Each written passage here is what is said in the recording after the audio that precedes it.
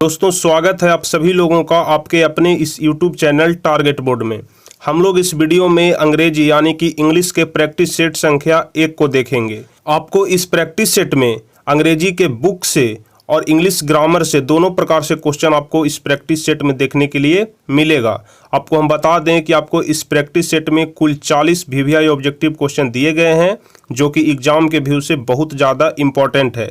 तो हम आपको बहुत ही सरल भाषा में, बहुत ही सिंपल भाषा में सारे प्रश्न को बताएंगे। तो आप लोग वीडियो को पूरा देखिएगा और ध्यान से देखिएगा ताकि आपको सारे क्वेश्चन का आंसर वीडियो देखते देखते ही याद हो जाए। और आप लोग ध्यान रखिएगा, यह जो प्रैक्टिस सेट वाला वीडियो है यह डेली शाम में 6:30 बजे आता है, इसलिए आप सभी लोग शाम में 6:30 बजे प्रतिदिन हमारे साथ जुड़ जाइएगा और जुड़ करके आप लोग प्रैक्टिस सेट में हिस्सा लीजिएगा। तो चलिए हम वीडियो को स्टार्ट करते हैं और आपको बारी बारी से एक एक क्वेश्चन का आंसर बताते हैं।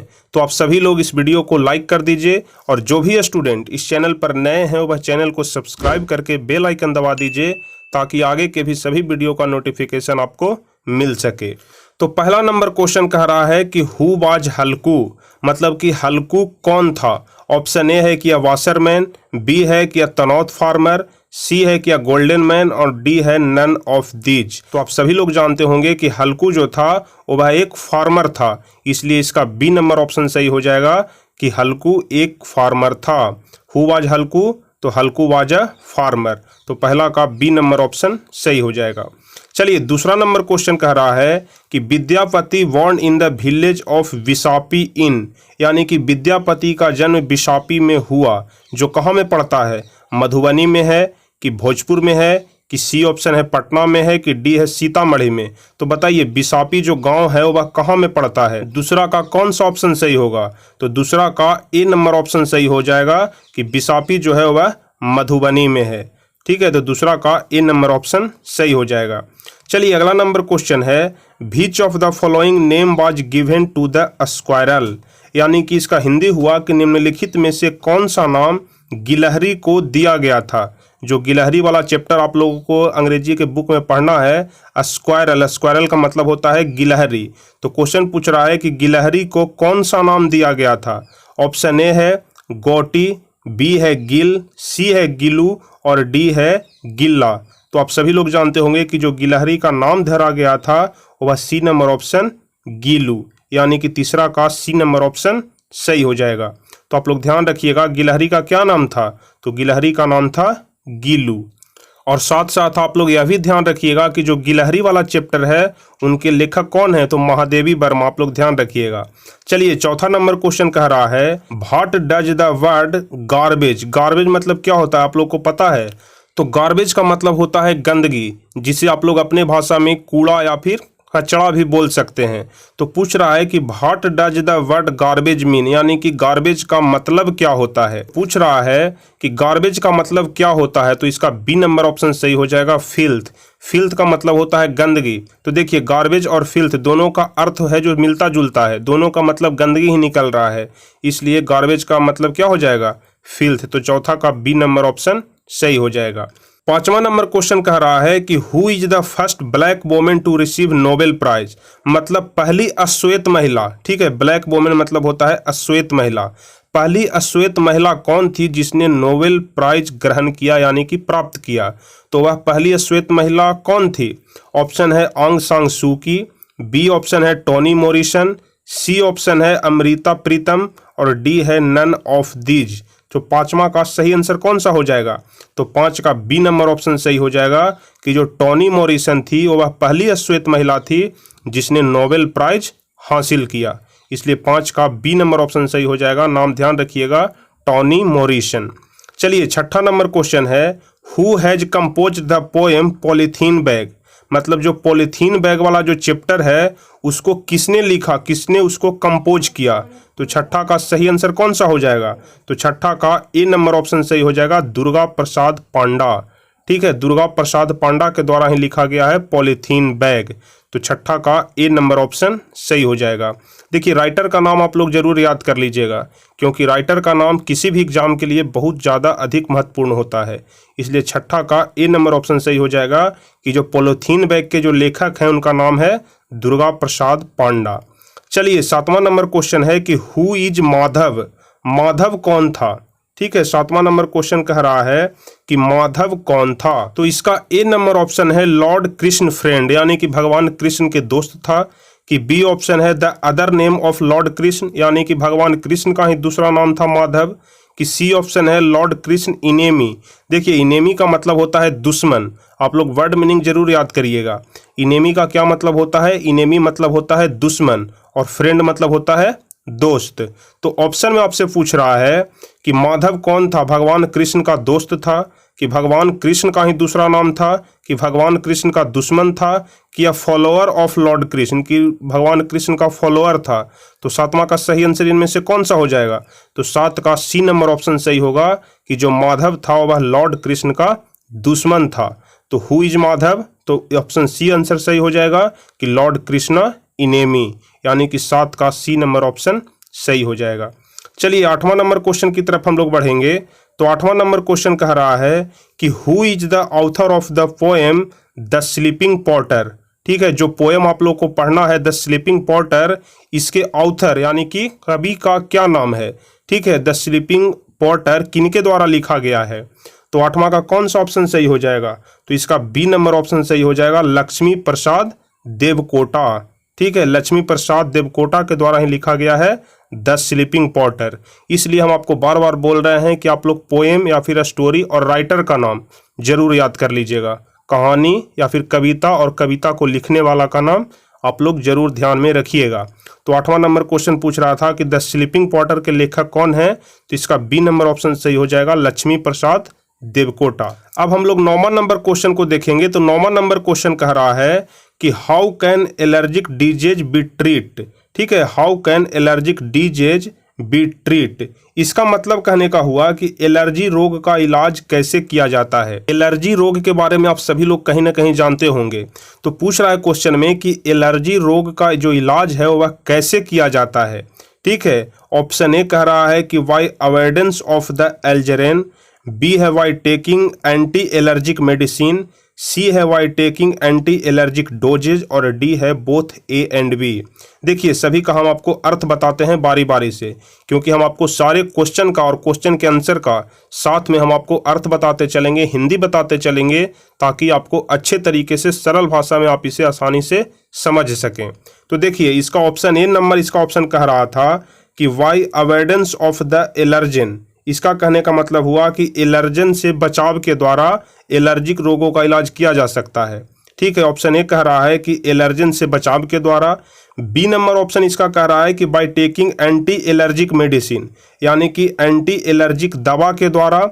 कि सी नंबर ऑप्शन है by taking anti allergic doses. Doses कहने का मतलब हुआ, देखिए डोजेज कहने का मतलब हुआ कि आप लोग कोई भी दवा खाते होंगे तो आपको डॉक्टर बताता है कि इसका इतना डोज लेना है, इसका इतना डोज लेना है, तो उसी चीज़ को यहाँ पर बोला जाता है। तो इसका सी नंबर ऑप्शन क्या कह रहा है, by taking anti allergic doses, कि एंटी एलर्जिक डोजेज के द्वारा हम लोग ठीक कर सकते हैं एलर्जिक के बीमारी को। कि डी नंबर ऑप्शन है बोथ ए एंड बी, कि ए और बी दोनों। तो देखिए इसका डी नंबर ऑप्शन ही सही हो जाएगा कि बोथ ए एंड बी, यानी कि एलर्जन से बचाव के द्वारा भी और bye taking anti allergic medicine, यानी कि एंटी एलर्जिक दवा के द्वारा भी हम लोग एलर्जिक रोग का इलाज आसानी से कर सकते हैं। तो 9वां का डी नंबर ऑप्शन सही हो जाएगा, ए और बी दोनों। चलिए अब 10वां नंबर क्वेश्चन कह रहा है कि अकॉर्डिंग द ऑथर। ठीक है, अकॉर्डिंग द ऑथर कहने का मतलब कि लेखक के अनुसार। ठीक है, अकॉर्डिंग द ऑथर कहने का क्या मतलब हुआ, लेखक के अनुसार। देखिए अगर आपको कोई बड़ा सेंटेंस का हिंदी आपको निकालना है तो उसको आप 5-6 भाग में अलग अलग कर दीजिए। जैसे देखिए इतना बड़ा कोई सेंटेंस है, इसको हमको निकालना है तो पहले हम लोग इतना को देख लेंगे। तो क्या कह रहा है, अकॉर्डिंग द ऑथर, यानी कि ऑथर के अनुसार, यानी कि लेखक के अनुसार। What is the wrong with Indian films, यानी कि इंडियन फिल्म यानी कि भारतीय फिल्म में क्या गलत है। रॉन्ग का मतलब क्या होता है, गलत होता है। तो अकॉर्डिंग द ऑथर यानी कि लेखक के अनुसार भारतीय फिल्म में क्या गलत है। और why are Indian films not shown award, कहने का मतलब हुआ कि भारतीय फिल्म को विदेशों में क्यों नहीं दिखाया जाता है। ठीक है, तो यदि हम लोग इसका पूरा आंसर लिखें तो हो जाएगा कि ऑथर के अनुसार यानी कि लेखक के अनुसार what is the wrong with Indian films, भारतीय फिल्म में क्या गलत है और भारतीय फिल्म को विदेशों में क्यों नहीं दिखाया जाता है। ठीक है, तो इसका जो सही आंसर होगा वह ए नंबर हो जाएगा कि India's offer potential market for her on product. ठीक है, India offer potential market for her on product. कहने का मतलब हुआ कि भारत अपने उत्पादों के लिए संभावित बाजार उपलब्ध कराता है। ठीक है, मतलब कि भारत खुद बताता है कि हमारे प्रोडक्ट कहाँ कहाँ पर जाएंगे, कहाँ कहाँ पर सेल होंगे। इसलिए होता है कि भारतीय फिल्मों को विदेशों में नहीं दिखाया जाता है। हालांकि अब ऐसा बात नहीं है, अब तो भारतीय फिल्मों को विदेशों में भी दिखाया जाता है, लेकिन चूंकि यह कहानी पहले का लिखा हुआ है इसलिए ऐसा बात बोला जा रहा है। तो इसका सही आंसर हो जाएगा कि India's offer potential market for her on products. इसका मतलब हुआ कि भारत अपने उत्पादों के लिए संभावित बाजार उपलब्ध कराता है। चलिए 11 नंबर क्वेश्चन को हम लोग देखेंगे। तो 11 नंबर क्वेश्चन कह रहा है कि आरसी हचिंसन ने लिखा है। ठीक है, आरसी हचिंसन के द्वारा क्या चीज लिखा गया, इनमें से कौन सा कविता है जो आरसी हचिंसन के द्वारा लिखा गया है। ऑप्शन ए है me and the ecology beat, B है एक्सेप्टेंस स्पीच, सी है द पेस फॉर लिविंग और डी है वंस अपॉन अ टाइम। तो बताइए 11 का सही आंसर इनमें से कौन सा हो जाएगा। आरसी हचिंसन ने कौन सी कविता को लिखा है, तो 11 का सही आंसर सी नंबर हो जाएगा द पेस फॉर लिविंग। ठीक है, देखिए अभी तक हम 11 क्वेश्चन बताए हैं, जिसमें से 3-4 क्वेश्चन ऐसा आ गया है जिसमें कि आपको राइटर का नाम लिखना है। इसलिए हम आपको बार बार बोलते हैं कि राइटर का नाम बहुत अधिक इंपॉर्टेंट है, इसे आप लोग याद कर लीजिएगा। ऐसे हम आपको एक पार्टिकुलर वीडियो, एक अलग से वीडियो बना करके सारे राइटर का नाम हम आपको बता देंगे। चलिए, तो 11 का कौन सा ऑप्शन सही हो जाएगा, तो 11 का सी ऑप्शन सही हो जाएगा कि आरसी हचिंसन के द्वारा लिखा गया है द पेस फॉर लिविंग। चलिए 12 नंबर क्वेश्चन कह रहा है कि in the pace for living the author says, यानी कि द पेस फॉर लिविंग कविता में ऑथर साए कहने का मतलब कि कवि ने क्या देखा। ठीक है, द पेस फॉर लिविंग जो कविता है उसमें जो इसके लिखने वाले हैं, जो कवि हैं, उन्होंने क्या देखा। ऑप्शन ए है कि मूवी देखा, बी नंबर ऑप्शन है कि डांस देखा, सी नंबर ऑप्शन है कि प्ले यानी कि खेल देखा और डी ऑप्शन है कि फुटबॉल मैच देखा। तो 12 का सी नंबर ऑप्शन सही हो जाएगा कि द पेस फॉर लिविंग में जो लेखक हैं उन्होंने एक खेल देखा, इसलिए 12 का सी नंबर ऑप्शन सही हो जाएगा प्ले। ठीक है, तो 12 का सी नंबर ऑप्शन सही हो जाएगा। अब चलिए अगला नंबर क्वेश्चन है कि me and the ecology beat. ठीक है, यह भी कविता आपको पढ़ना है, आपके किताब में ही दिया हुआ है। Me and the ecology beat has been authorized by. ठीक है, यानी कि me and the ecology beat जो है वह लिखा गया है, किनके द्वारा यह लिखा गया है। ऑप्शन ए है आरसी हचिंसन, बी है महादेवी वर्मा, सी है लियो टॉल्स्टॉय और डी है जॉन लेक्सू। तो बताइए 13 का सही आंसर इनमें से कौन सा हो जाएगा, तो 13 का डी नंबर ऑप्शन सही हो जाएगा कि me and the ecology bit Joan Lexau के द्वारा लिखा गया है। तो 13 का डी नंबर ऑप्शन सही हो जाएगा। चलिए अब 14 नंबर क्वेश्चन को हम लोग देखेंगे। Which one is not one of the slogan in me and the ecology bit. इसका कहने का मतलब हुआ कि जो यह चैप्टर है me and the ecology beat, इनमें से कौन सा स्लोगन यानी कि कौन सा नारा इसमें से नहीं है। ऑप्शन में आपको 4 स्लोगन्स दिए हुए हैं, इनमें से कौन सा slogans me and the ecology beat chapter में नहीं है। ऑप्शन ए है सेव अर्थ यानी कि पृथ्वी की रक्षा करो, बी ऑप्शन है सेव ट्री यानी कि वृक्ष की रक्षा करो, सी ऑप्शन है सेव माउंटेन यानी कि पहाड़ की रक्षा करो और डी ऑप्शन है सेव वाटर यानी कि पानी की रक्षा करो। तो 14 का सही आंसर क्या हो जाएगा, तो 14 का सी नंबर ऑप्शन सही हो जाएगा कि me and the ecology beat जो चैप्टर है, जो कविता है, उसमें यह वाला स्लोगन नहीं है। उसमें बताया गया है कि पृथ्वी की रक्षा करो, वृक्ष की रक्षा करो यानी कि पेड़ पौधे की रक्षा करो, उसके अलावा बताया गया है कि जल की रक्षा करो, लेकिन इस कविता में यह नहीं बताया गया है कि माउंटेन यानी कि पहाड़ की रक्षा करो।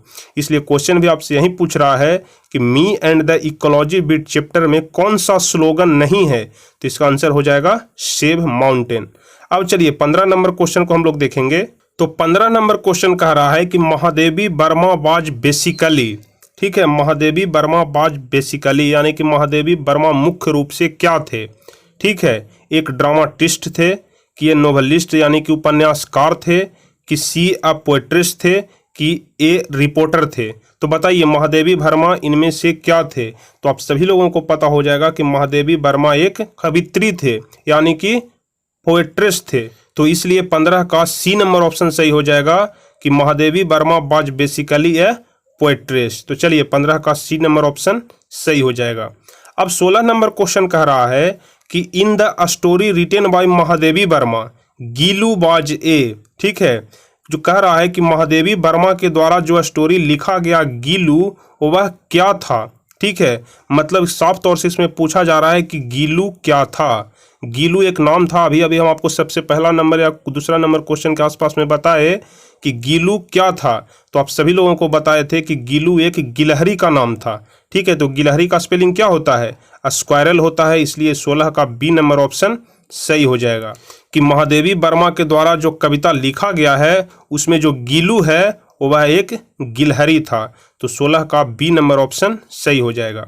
चलिए 17 नंबर क्वेश्चन है कि सत्यजीत राय वाज वेल नोन, यानी कि सत्यजीत राय को मुख्य रूप से जानते हैं, एक्टर के रूप में जानते हैं यानी कि अभिनेता के रूप में, कि फिल्म डायरेक्टर के रूप में जानते हैं, कि सिंगर के रूप में जानते हैं, कि आर्टिस्ट के रूप में जानते हैं। तो सत्यजीत राय को मुख्य रूप से हम लोग किस चीज़ के लिए जानते हैं? तो आप सभी लोग को पता होगा, या फिर जिनको नहीं पता है वो जान लेंगे कि जो सत्यजीत राय थे वह मुख्य रूप से एक फिल्म डायरेक्टर थे। ठीक है, जो फिल्म का डायरेक्ट करने का काम करते हैं, संचालन करने का काम करते हैं। ऐसे तो आप सभी लोग फिल्म डायरेक्टर के बारे में बिल्कुल अच्छी तरीके से जानते होंगे, क्योंकि फिल्मों में तो सभी की रुचि होती है। तो उसमें कौन हीरो है, कौन एक्टर है, कौन एक्ट्रेस है, कौन फिल्म का डायरेक्टर है, यह सभी कुछ आपसे छिपा नहीं रहता है। इसलिए आप सभी लोग ध्यान रखिएगा कि सत्यजीत राय भी एक फिल्म डायरेक्टर ही थे। तो 17 का बी नंबर ऑप्शन सही हो जाएगा। चलिए 18 नंबर क्वेश्चन कह रहा है कि अकॉर्डिंग टू द एस्से, ठीक है, यानी कि लेख के अनुसार, एस्से के अनुसार, what is the wrong with Indian films, भारतीय फिल्म में क्या गलत है? The average American film is, एक औसत अमेरिकन फिल्म क्या होता है? ठीक है, क्वेश्चन कह रहा है कि एस्से यानी कि लेख के अनुसार भारतीय फिल्म में क्या गलत है और एक औसत अमेरिकन फिल्म जो होता है वह होता है, क्या होता है? बैड मॉडल का होता है, कि एवरेज मॉडल का होता है, कि गुड मॉडल होता है, कि एक्सीलेंट मॉडल होता है? तो आप सभी लोग देखे होंगे कि जो अमेरिकन फिल्म होता है वह कितना बोल्ड होता है, इसलिए यह एक हो जाएगा बैड मॉडल। तो 18 का ए नंबर ऑप्शन सही हो जाएगा। अमेरिकन जो फिल्म होता है जिसको आप लोग हॉलीवुड फिल्म कहते हैं, और जो भारतीय फिल्म होता है उसको बॉलीवुड फिल्म बोला जाता है। ये अब आपको बताने की ज़रूरत नहीं है, आप सभी लोग जानते होंगे इसके बारे में। यानी कि जो अमेरिकन फिल्म होता है, जो हॉलीवुड फिल्म होता है, वह बैड मॉडल फिल्म होता है। इसलिए 18 का ए नंबर ऑप्शन सही हो जाएगा।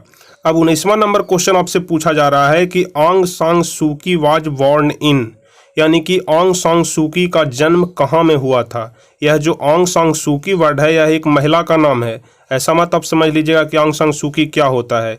आंग सांग सूकी एक महिला का नाम है, एक लेडीज का नाम है। तो पूछ रहा है कि आंग सांग सूकी का जन्म कहाँ में हुआ था? ऑप्शन ए है रसिया में, बी ऑप्शन है लंदन में, सी है रंगून में, और डी है अमेरिका में। तो आप लोगों को बताना है कि आंग सांग सूकी का जन्म कहाँ हुआ था। तो आप सभी लोग ध्यान रखिएगा, आंग सांग सूकी का जन्म रंगून में हुआ था, इसलिए 19 का सी नंबर ऑप्शन सही हो जाएगा। चलिए 20वां नंबर क्वेश्चन हम लोग देखेंगे कि Aung San Suu Kyi won the Nobel prize in the field of, ठीक है, मतलब जो आंग सांग सूकी थे वह कौन से क्षेत्र में नोबेल प्राइज को हासिल किए? यानी कि आंग सांग सूकी को कौन से क्षेत्र में नोबेल प्राइज मिला? ठीक है, ऑप्शन ए है पीस, बी है साइंस, सी है लिटरेचर, और डी है इकोनॉमिक्स। तो आपको बताना है कि कौन से क्षेत्र में आंग सांग सूकी को नोबेल प्राइज दिया गया था। तो 20 का जो सही आंसर हो जाएगा वह ए नंबर हो जाएगा, पीस। तो 20 का ए नंबर ऑप्शन सही हो जाएगा, पीस। अब 21वां नंबर क्वेश्चन कह रहा है कि Tony Morrison received the Nobel prize in, यानी कि टोनी मॉरिसन को नोबेल प्राइज कब दिया गया? ऑप्शन ए है 1990, कि 1992, कि 1991, कि 1993। तो बताइए 21 का सही आंसर कौन सा हो जाएगा? तो 21 का डी नंबर ऑप्शन सही हो जाएगा कि टोनी मॉरिसन को नोबेल प्राइज 1993 ईस्वी में दिया गया। तो 21 का डी नंबर ऑप्शन सही हो जाएगा। चलिए अब 22 नंबर क्वेश्चन कह रहा है, तो क्वेश्चन कह रहा है कि once upon a time there was an old woman blind wise has been taken from, यानी कि once upon a time there was an old woman, वह कहाँ से लिया गया है? ठीक है, यह लिया गया है, कहाँ से लिया गया है? The a blind and wise woman, acceptance of a speech, कि वंस अपॉन ए टाइम, कि एन ओल्ड वोमेन, चारों में से कहाँ से लिया गया है यह वर्ड कि once upon a time there was an old women. तो 22 का कौन सा ऑप्शन सही हो जाएगा? तो 22 का सी नंबर ऑप्शन सही हो जाएगा। वंस अपॉन ए टाइम से यह शब्द, यह जो वाक्य है वंस अपॉन ए टाइम से लिया गया है। चलिए अब अगला नंबर क्वेश्चन है कि who has retain the unity of Indian culture, यानी कि इंडियन कल्चर का जो यूनिटी है, the unity of Indian culture किनके द्वारा लिखा गया है? 23 का सही आंसर कौन सा हो जाएगा? तो 23 का सही आंसर हो जाएगा कि जो the unity of Indian culture है वह हुमायूं कबीर के द्वारा लिखा गया है। तो क्वेश्चन नंबर 23 का डी नंबर ऑप्शन सही हो जाएगा। चलिए 24 नंबर क्वेश्चन है, अकॉर्डिंग टू द राइटर, यानी कि लेखक के अनुसार, the unity of Indian culture, ठीक है, the unity of Indian culture खाली स्थान were regarded as the earliest invaders of the land. कहने का मतलब हुआ कि the unity of Indian culture के जो लेखक हैं उनके अनुसार खाली स्थान को भूमि का सबसे पहला आक्रमणकारी माना गया। खाली स्थान कहने का मतलब कि यहाँ पर जो 4 ऑप्शन दिया है इनमें से कौन सा ऑप्शन यहाँ पर भराएगा जिसे कि भूमि का सबसे पहला आक्रमणकारी माना गया। तो 24 का ए नंबर ऑप्शन सही हो जाएगा कि भूमि का सबसे पहला आक्रमणकारी आर्यंस को माना गया। तो 24 का ए नंबर ऑप्शन सही हो जाएगा। चलिए अब 25 नंबर क्वेश्चन देखेंगे। The story written bye Leo Tolstoy is, Leo Tolstoy के द्वारा जो कहानी लिखा गया उसका क्या नाम है? ठीक है, the story written bye Leo Tolstoy is, उसका क्या नाम है जो कहानी लियो टॉल्स्टॉय के द्वारा लिखा गया? तो ऑप्शन ए है little girls and little boys, B option है little girls wiser than man, C option है little girls cleverer than man और डी ऑप्शन है little girls smarter than man. तो 25 का कौन सा ऑप्शन सही हो जाएगा? तो 25 का बी नंबर ऑप्शन सही हो जाएगा कि लियो टॉल्स्टॉय के द्वारा जो कहानी लिखा गया उसका नाम है little girls wiser than man, यानी कि छोटी बच्ची एक आदमी से बुद्धिमान है, little girls wiser than man. चलिए 26 नंबर क्वेश्चन है कि Leo Tolstoy story is about, मतलब कि जो लियो टॉल्स्टॉय की जो कहानी है वह किसके बारे में है? ठीक है, लियो टॉल्स्टॉय की जो कहानी है वह किसके बारे में है? ऑप्शन ए है 2 गर्ल्स, बी है 2 बॉयज, सी है 3 गर्ल्स और डी है 3 बॉयज। तो जो 26 का सही आंसर होगा वह ए नंबर हो जाएगा 2 गर्ल्स, यानी कि लियो टॉल्स्टॉय के द्वारा जो कहानी लिखा गया वह 2 लड़कियों के बारे में है। तो 26 का ए नंबर ऑप्शन सही हो जाएगा 2 गर्ल्स। चलिए 27 नंबर क्वेश्चन कह रहा है कि God made the country has been composed by, यानी कि गॉड मेड द कंट्री जो चैप्टर है आपके बुक में जो पढ़ना है, हैज बीन कंपोज्ड बाय, यह किनके द्वारा लिखा गया है? ऑप्शन ए है विलियम वर्ड्सवर्थ, बी है विलियम शेक्सपियर, सी है विलियम कॉपर और डी है विलियम ब्लेक। तो बताइए 27 का सही आंसर इनमें से कौन सा हो जाएगा? गॉड मेड द कंट्री किनके द्वारा लिखा गया है? तो 27 का आप लोग ध्यान रखिएगा, सी नंबर ऑप्शन सही हो जाएगा, विलियम कॉपर के द्वारा लिखा गया है गॉड मेड द कंट्री। तो 27 का सी नंबर ऑप्शन सही हो जाएगा। चलिए 28 नंबर क्वेश्चन को हम लोग अब देखेंगे। तो 28 नंबर क्वेश्चन कह रहा है कि अकॉर्डिंग टू द पोएम, मतलब कि कविता के अनुसार, God made the country man made, ठीक है, गॉड मेड द कंट्री कविता के अनुसार मैन मेड यानी कि आदमी क्या बनाता है? ठीक है, आदमी क्या बनाता था, यहाँ पर मेड लिखा हुआ है इसलिए पास्ट टेंस में चला जाएगा। तो पूछ रहा है कि God made the country according to the poem, God made the country, यानी कि God made the country poem के अनुसार मैन मेड आदमी क्या बनाता था? ऑप्शन है अ वॉल्स, वॉल्स कहने का मतलब होता है दीवार, तो दीवार बनाता था। कि बी ऑप्शन है विलेज की गांव बनाता था, सी ऑप्शन है टाउन्स, टाउन्स कहने का मतलब शहर होता है कि शहर बनाता था, कि डी ऑप्शन है रोड यानी कि सड़क बनाता था। तो बताइए 28 का कौन सा ऑप्शन सही हो जाएगा कि गॉड मेड द कंट्री कविता में आदमी के द्वारा क्या बनाया गया था? दीवार बनाया गया कि गांव बनाया गया कि शहर बनाया गया कि सड़क बनाया गया? तो 28 का सी नंबर ऑप्शन सही हो जाएगा, शहर बनाया गया, यानी कि ऑप्शन सी सही हो जाएगा टाउन्स। 28 का सी नंबर ऑप्शन सही हो जाएगा। चलिए अब 29 नंबर क्वेश्चन कह रहा है कि a poem written in 40 lines is called, 14 line यानी कि 14 पंक्ति में जो कविता लिखा गया उसका क्या नाम है? ठीक है, 14 लाइन यानी कि 14 पंक्ति में जो कविता लिखा गया उसका क्या नाम है?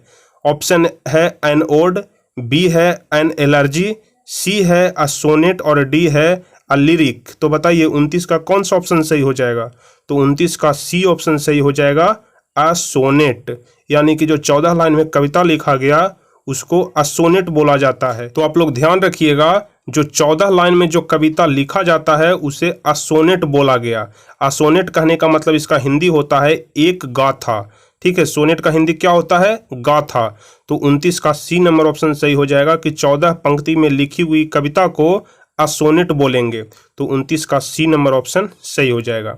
चलिए अब अगला नंबर क्वेश्चन को हम लोग देखेंगे। तो क्वेश्चन कह रहा है कि according to the poet of ode on solitude, यानी कि ऑड ऑन सॉलिट्यूड के कवि के अनुसार a happy man is satisfied with, यानी कि एक खुश आदमी किसके साथ संतुष्ट होता है? ठीक है, यह जो पोएम लिखा गया है ऑड ऑन सॉलिट्यूड, इसके अनुसार अ हैप्पी मैन, एक खुश आदमी, इज सेटिस्फाइड विथ, किसके साथ सेटिस्फाइड यानी कि संतुष्ट रह सकता है? सेटिस्फाइड का हिंदी होता है संतुष्ट। ऑप्शन ए है a few areas of inherited land, B option है more areas of inherited land, C option है a few crore of inherited money और डी ऑप्शन है अ लॉट इनहर्टेड प्रॉपर्टी। देखिए, इनहर्टेड लैंड मतलब होता है विरासत में मिली हुई जमीन। जो जमीन किसी व्यक्ति को विरासत में मिलता है उसको बोला जाता है इनहेरिटेड लैंड। ठीक है, तो यहाँ पर कह रहा है कि एक जो खुश आदमी होता है वह किस चीज़ से संतुष्ट रहता है? A few areas of inherited land कहने का मतलब कि विरासत में मिली हुई कुछ एकड़ जमीन के माध्यम से वह खुश रहेगा, संतुष्ट रहेगा, कि मोर एरियाज ऑफ इनहेरिटेड लैंड, कि विरासत में मिली हुई अधिक जमीन के द्वारा वह खुश रहेगा, संतुष्ट रहेगा, कि सी ऑप्शन है a few crore of inherited money, यानी कि विरासत में मिली हुई कुछ करोड़ रुपया के द्वारा वह संतुष्ट रहेगा, कि डी ऑप्शन है अ लॉट इनहेरिटेड प्रॉपर्टी, एक बहुत बड़ी विरासत में मिली हुई संपत्ति के द्वारा वह खुश रहेगा। तो आप लोगों को ध्यान रखना है कि इस कविता के अनुसार यानी कि ऑड ऑफ सॉलिट्यूड के अनुसार एक खुशी आदमी तभी संतुष्ट रहेगा जब वह अ few areas of inherited land, विरासत में मिली हुई कुछ एकड़ जमीन के द्वारा ही वह संतुष्ट रह पाएगा। तो 30 का ए नंबर ऑप्शन सही हो जाएगा। अब 31 नंबर क्वेश्चन को हम लोग देखेंगे। Want polythene bag execute. देखिए, वंट मतलब होता है जलना। ठीक है, वंट मतलब क्या होता है? जलना। और पॉलीथीन बैग का मतलब तो आप सभी लोग समझते हैं, पॉलीथीन बैग जो प्लास्टिक वाला बैग रहता है। एग्जीक्यूट कहने का मतलब होता है कि बाहर निकलता है। ठीक है, यानी कि देता है। तो कहता है कि जले हुए पॉलीथीन बैग क्या देता है? ठीक है, यहाँ पर क्वेश्चन कह रहा है कि जले हुए पॉलीथीन बैग क्या देता है। तो आप सभी लोग ध्यान रखिएगा, 31 का ए नंबर ऑप्शन सही हो जाएगा, पंजेंट स्मेल, यानी कि जो जला हुआ पॉलीथीन बैग रहता है वो वह क्या देता है? तो पंजेंट स्मेल। अब पंजेंट कहने का मतलब होता है तीखी गंध। ठीक है, पंजेंट कहने का मतलब होता है तीखी गंध। और बाकी यहाँ पर देखिए बी नंबर ऑप्शन है प्योर स्मेल। प्योर स्मेल कहने का मतलब होता है शुद्ध गंध। यहाँ पर PURE प्योर का मतलब होता है शुद्ध। उसके बाद देखिए सी नंबर ऑप्शन है प्लेजेंट स्मेल। ठीक है, तो प्लेजेंट स्मेल कहने का मतलब होता है सुखद गंध। और डी नंबर ऑप्शन है पेक्यूलियर स्मेल। तो पेक्यूलियर कहने का मतलब होता है अजीबो गरीब गंध। ठीक है, तो पहला का अर्थ होता है तीखी गंध, बी ऑप्शन होता है शुद्ध गंध, सी ऑप्शन कहने का मतलब हुआ प्लेजेंट स्मेल कहने का मतलब हुआ सुखद गंध, और डी ऑप्शन पेक्यूलियर स्मेल कहने का मतलब होता है अजीबो गरीब गंध। तो जब हम लोग पॉलीथीन बैग को जलाते हैं तो उससे क्या निकलता है? तो तीखी गंध निकलता है। इसका ए ऑप्शन सही हो जाएगा, पंजेंट स्मेल। चलिए 32 नंबर क्वेश्चन देखेंगे। Vidyapati belongs to. Vidyapati belongs to कहने का मतलब हुआ कि विद्यापति का संबंध है। बिलोंग्स कहने का मतलब संबंध होता है, यानी कि वह कहाँ के रहने वाले थे। यहाँ पर 4 शहर का नाम दिया है, चारों में से कहाँ से संबंध है विद्यापति को? ऑप्शन ए है मथुरा, बी नंबर ऑप्शन है महिषी, सी नंबर ऑप्शन है मधुबनी और डी नंबर ऑप्शन है मसौढ़ी। तो बताइए 32 का संबंध निम्नलिखित में से कहाँ से है? तो आप लोग ध्यान रखिएगा कि जो विद्यापति का जो संबंध है वह मधुबनी से है, इसलिए 32 का सी नंबर ऑप्शन सही हो जाएगा। विद्यापति का संबंध कहाँ से है? तो मधुबनी से है। चलिए अब 33 नंबर क्वेश्चन कह रहा है कि द एम्प्टी हट स्पीक्स अबाउट। द एम्प्टी हट स्पीक्स अबाउट मतलब एक खाली दिल। एम्प्टी मतलब क्या होता है? खाली, हट मतलब दिल होता है। तो the empty heart speaks about यानी कि एक खाली दिल किसके बारे में बोलता है? हैप्पीनेस के बारे में बोलता है कि ग्रीड के बारे में बोलता है कि सौरों के बारे में बोलता है कि डी नंबर ऑप्शन है फियर के बारे में बोलता है? अब देखिए, अब चारों का अर्थ हम आपको समझाते हैं कि किसका मतलब क्या होता है। तो आप सभी लोग ध्यान रखिएगा, हैप्पीनेस का मतलब तो आप सभी लोग जानते होंगे कि खुशी होता है। उसके बाद बी नंबर ऑप्शन है ग्रीड, तो ग्रीड कहने का मतलब होता है लालच, ठीक है, ग्रीड कहने का मतलब होता है लालच, और यदि ग्रीड मैन रहेगा तो लालची आदमी। तो देखिए यहाँ पर हैप्पीनेस का मतलब होता है खुशी, बी नंबर ऑप्शन है ग्रीड, ग्रीड कहने का मतलब होता है लालच, सी ऑप्शन है सौरो, सौरो का मतलब होता है दुखी, और डी है फियर, फियर मतलब होता है डर। तो क्वेश्चन कह रहा है कि the empty heart speaks about, एक खाली दिल किसके बारे में बोलता है? तो 33 का बी नंबर ऑप्शन सही हो जाएगा। जो एम्प्टी हार्ट है वह लालच के बारे में बोलता है, तो 33 का बी नंबर ऑप्शन सही हो जाएगा। चलिए अब 34 नंबर क्वेश्चन कह रहा है कि द स्लीपिंग पॉटर, ठीक है, the sleeping Potter carries a load of, कहने का मतलब हुआ कि द स्लीपिंग पॉटर कितना भार का वहन करता है, ठीक है, द स्लीपिंग पॉटर कितना भार वहन करता है? ऑप्शन ए है 20 किलो कि 25 किलो कि 30 किलो कि 35 किलो। तो आप सभी लोग ध्यान रखिएगा, 34 का बी नंबर ऑप्शन सही हो जाएगा 25 किलो। 25 कहने का मतलब होता है 25 किलो। तो ध्यान रखिएगा, द स्लीपिंग पॉटर 25 किलो भार का वहन करता है। चलिए 35 नंबर क्वेश्चन है। तो 35 नंबर क्वेश्चन कह रहा है कि who is the main character in the story January night, ठीक है, जनवरी नाइट, यानी कि जो यह चैप्टर है जनवरी नाइट, इनमें मुख्य किरदार के रूप में कौन है? ऑप्शन ए है भीखू कि बी है हल्कू कि सी है शेखू कि डी है हरखू। तो बताइए 35 का कौन सा ऑप्शन सही हो जाएगा? तो आप सभी लोग जानते होंगे कि जो यह चैप्टर है जनवरी नाइट, यह हल्कू के बारे में लिखा गया है, जो कि एक फार्मर था, ठीक है। तो 35 का बी नंबर ऑप्शन सही हो जाएगा। चलिए अब 36 नंबर क्वेश्चन है कि allergy has been written by, यहाँ तक यानी कि 36 नंबर क्वेश्चन तक सारे क्वेश्चन आपकी किताब से थे। अब इसके आगे 37 नंबर क्वेश्चन के बाद 3 या 4 क्वेश्चन आपके इंग्लिश ग्रामर से दिया हुआ है, जिसमें आपको पैसिव वॉइस और एक्टिव वॉइस के बारे में बताया गया है। चलिए 36 नंबर क्वेश्चन है कि allergy has been written by, allergy जो चैप्टर है यह किनके द्वारा लिखा गया है? ऑप्शन ए है पीएस सिंह कि एसके सिंह कि एसपी सिंह कि पीके सिंह। तो 36 का कौन सा ऑप्शन सही हो जाएगा? तो 36 का सी नंबर ऑप्शन सही हो जाएगा, एसपी सिंह, ठीक है, allergy has been written by SP Singh. चलिए अब अगला नंबर क्वेश्चन हम लोग देखेंगे। यहाँ पर लिखा हुआ है डायरेक्शन 37 to 40, यानी कि 37 क्वेश्चन से लेकर के 40 क्वेश्चन तक, choose the best option for the following, निम्नलिखित के लिए सबसे बेस्ट ऑप्शन को चुनना है। तो 37 नंबर क्वेश्चन कह रहा है कि choose the correct passive from they are going to perform a drama, ठीक है, यहाँ पर एक सेंटेंस दिया हुआ है they are going to perform a drama. यहाँ पर जो है सेंटेंस दिया हुआ है, इसको आपको पैसिव वॉइस में कन्वर्ट करना है, ठीक है। क्वेश्चन कह रहा है कि they are going to perform a drama, मतलब वे लोग ड्रामा में परफॉर्म करने जा रहे हैं। तो इसका पैसिव वॉइस क्या होगा? तो देखिए फिलहाल हम आपको यहाँ पर शॉर्ट में कुछ पैसिव वॉइस के नियम बता देते हैं। पैसिव वॉइस में क्या होता है कि ऑब्जेक्ट जो है, ठीक है, ऑब्जेक्ट इसमें क्या है, अ ड्रामा, इसको हम लोग सब्जेक्ट के स्थान पर लिखते हैं, और जो सब्जेक्ट है उसको ऑब्जेक्ट के स्थान पर लिखते हैं, यानी कि ऑब्जेक्ट को सब्जेक्ट के स्थान पर और सब्जेक्ट को ऑब्जेक्ट के स्थान पर अदला बदली होता है। एक्टिव वॉइस से यदि हम लोग पैसिव वॉइस में चेंज करते हैं तो देखिए यहाँ पर आपसे क्या पूछ रहा है कि they are going to perform a drama, तो सबसे लास्ट में ऑब्जेक्ट कौन है, अ ड्रामा, तो यहाँ पर अ ड्रामा सबसे शुरू में हो जाएगा। उसके बाद अ ड्रामा के साथ कौन सा ऑक्सिलरी वर्ब लगेगा, इज, एम आर में से इज लगेगा, तो लिखा जाएगा अ ड्रामा इज। अब यहाँ पर देखिए V4 में यह है गोइंग टू, तो हम लोग भी यहाँ पर लिख देंगे going to be performed by them. अब यह देम कैसे हुआ? तो देखिए जो सब्जेक्ट रहता है, जैसे हो गया I, we, you, they, he, she, it, या भी कोई भी नेम रहे, उसको जब हम लोग ऑब्जेक्ट के स्थान पर लिखेंगे तो आप लोग ध्यान रखिएगा, आई को हम लोग बी के रूप में कन्वर्ट करते हैं, यू को यू के रूप में ही रहने देते हैं, ठीक है, आई को बी के रूप में, यू को यू के रूप में, ही होता है उसको हिम में कन्वर्ट करते हैं, सी होता है उसको हर में कन्वर्ट करते हैं, दे होता है उसको देम में कन्वर्ट करते हैं, बी होता है उसको अस के रूप में कन्वर्ट करते हैं। तो इसी प्रकार से यहाँ पर दे है तो इसको हम लोग देम के रूप में कन्वर्ट कर देंगे। तो जो यह सेंटेंस है they are going to perform a drama, इसका पैसिव वॉइस क्या हो जाएगा? पैसिव वॉइस इसका ए नंबर हो जाएगा कि a drama is going to be performed by them, इसलिए 37 का ए नंबर ऑप्शन सही हो जाएगा।